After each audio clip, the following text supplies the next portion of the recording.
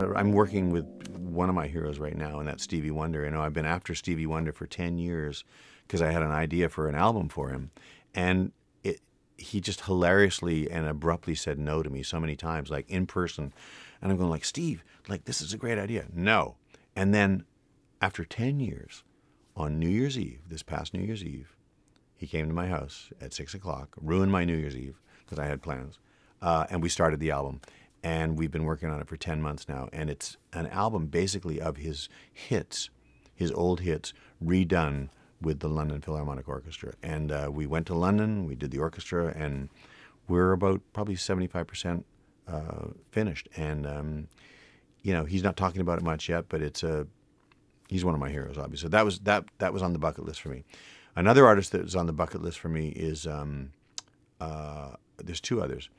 One is Sting, who I've worked with, but not in any kind of meaningful way. We've done some charity stuff together and all that. And the other one is James Taylor. I just always thought that if you just put up a microphone and had James Taylor sit and play, that it would just sound amazing, like that I wouldn't even have to produce. It would just all roll out and I'd get to be the hero, and it would be just such a pleasure to just sit and listen to him perform. So, you know, there's lots of people out there that I would love to work with. And I mean, just going down my Canadian list, I mean, when I think about people like Geddy Lee, there's obviously no reason why he would ever want to work with me, but fantastic, great, creative beast, you know, he's just, the whole band is incredible. Bryan Adams, who I'm working with right now, is another beast. I mean, this guy is just, you know, pop music would sound a little bit different today if Bryan Adams hadn't been born. So he's a real Canadian treasure. Celine, of course, who I have worked with for years, is another Canadian treasure. Diana Krall is on my label here, Verve, from Vancouver Island. Sarah McLachlan is signing to my label, Verve. I love her music, always have. And then the other night, I got to have dinner with Joni Mitchell, which was fantastic. And I really became just a fan. I had worked with her on Tears Are Not Enough, which is a project we did in the 80s, Bryan Adams and Jim Vallance and I, bringing everybody together. And Joni sang on that, but that's the last time I've really seen her. And she was fantastic.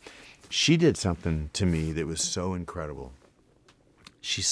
I don't even know if she knew who I was, but she said, I don't listen to radio much anymore.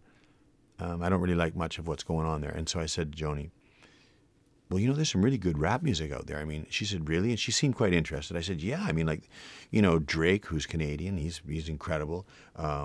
Lil Wayne, Jay-Z. I said, Jay-Z's, you know, written some great songs. And I was naming all these rappers. And she said, well, that's interesting. Well, sing me one of their songs. And I mean, she just totally busted me, because even the songs that I know of all of them, I don't know the lyrics the way kids know them. And she just busted me cold, you know, and she had a great point. But I learned from her that night